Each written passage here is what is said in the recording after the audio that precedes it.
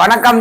அருள்மிகு நாகபராசக்தி அம்மன் பக்தர்களுக்கும் அருள்மிகு தேரைய சித்தருடைய பக்தர்களுக்கும் இந்த பதிவு எதுக்காக அப்படின்னு பார்த்தீங்கன்னா, நம்மளுடைய காவல் தெய்வம், இஷ்ட தெய்வம், எப்படி 1000 பேர்கள் கொண்டு இருக்கக்கூடிய என் குருநாதரான தேரைய சித்தருடைய திருவிழா தான் ரொம்ப கோலாகலமாக இன்னைக்கு 500 600 பக்தர்களுக்கு இடையில மிக பிரம்மாண்டமாக நடந்துச்சு.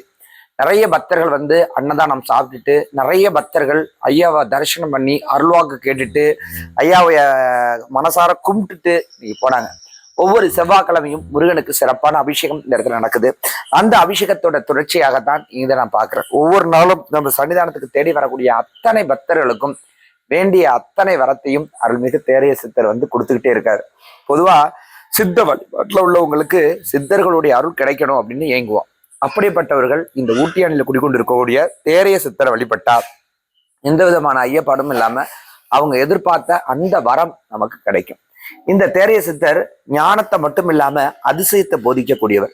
வாழ்க்கையில இருக்கக்கூடிய நடைமுறை, இன்னைக்கு என்ன நம்மளுடைய சூழ்நிலை, இன்னைக்கு என்ன நம்மளுடைய வாழ்க்கையில இருக்கக்கூடிய நிலவரம், எது நிரந்தரம், எது உண்மை, எது பொய், இது எல்லாத்தையுமே நமக்கு உணர்த்தி நம்மளை வழிநடத்தக்கூடிய ஒரு அற்புதமான சக்தி படைத்தவர் இந்த தேரைய சித்தர். வாழ்க்கையில நான் நிறைய கஷ்டங்களை எல்லாம் தீமை கடந்து வந்துகிட்டே இருக்கேன். அந்த கடந்து வரக்கூடிய அனைத்து கஷ்டங்கள்ல இருந்தும் ஒரு நிரந்தரமான தீர்வு தரக்கூடியவரும், ஒரு நல்ல ஒரு மனிதனாக என்னை மாற்ற வல்லவருமாக இருக்கக்கூடியவர் தாங்க தேரைய சித்தர். இந்த தேரைய சித்தரை வழிபடுறவங்க வாழ்க்கையில ஆயிரக்கணக்கான மாற்றம் இல்ல லட்சக்கணக்கான மாற்றத்தை அனுதினமும் கண்டுபிடிச்சிட்டே வரும்.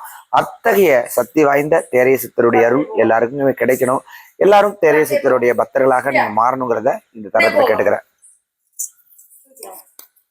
அப்பா தூக்கி